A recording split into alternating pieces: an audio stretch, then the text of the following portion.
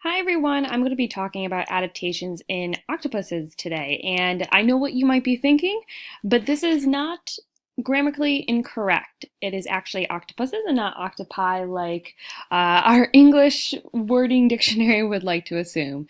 Now, many of my students already know is that I am fascinated with octopuses between my sophomore and my senior year of college. I actually worked alongside this wonderful, beautiful creature here.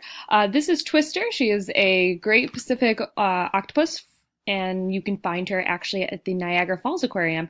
And I did a lot of research looking at her, especially with camouflage, which I will be talking about later. So, just a recap. An adaptation is a trait that an organism usually has that helps it survive in an environment and helps it successfully reproduce offspring. Now, this trait can be something that is structural, something that we can see, or it can be behavioral as well. So just to move on, our first adaptation of octopuses is pretty much like a fan favorite, if you want to call it that. With octopuses, they contain in their arms both radial and longitudinal muscles, which means they're extremely strong but also extremely flexible. If you look in this video, we can actually see that this octopus can actually fit between this one diameter hole in the box. Octopuses do not have bones. So they're extremely flexible, which allows the octopus to fit into small crevices. And this is extremely important because a lot of octopuses will have to get deep into rocks either to hide from predators or to find prey. So a lot of times this is usually either a defense mechanism or it's some type of looking for food or looking for an area to nest. And in very, very small crevices, this gives them the most protection. Another adaptation that is extremely important for octopuses is actually the suckers that we see on the end of, on each arm actually. In the Great Pacific octopuses, they have about 250 suckers on each arm, and so that can obviously adds up to a lot. They're extremely sensitive to touch and actually to taste, and this is what helps grip an object, especially prey.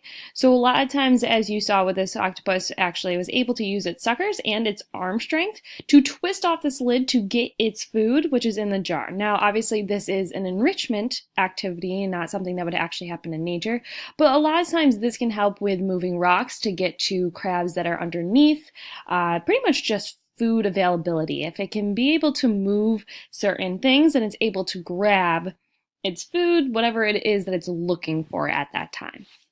Now, my absolute favorite adaptation of octopuses that I find absolutely fascinating is their ability to camouflage. Now, this is an extremely important defense against predators. They don't normally use it to find prey, nonetheless, but definitely to avoid predators and especially humans as well. They specifically have a pigment sac, which we call chromatophores, and these actually help change pigment and texture of the octopus's skin. So you'll see that an octopus's skin will actually have rises and falls so that it can blend in with the rocky surface or to completely flat, whatever it's needed for that time. This is also extremely important in reproduction as well, as octopuses will flash a specific skin pattern during courting season. So, as we can see, we're going to focus in, this is during a TED Talk, and we're going to zoom in onto this area. As you can see, the octopus was able to change not only its, so like if I rewind this, not only its skin color, like the pigment of its skin, but also the texture, being able to look exactly like that vegetative structure that it's connected to. This is an extremely important adaptation to octopuses, and this is why they're able to survive in the environments they are in order to get prey and to avoid predators. So thank you, and I hope you enjoy.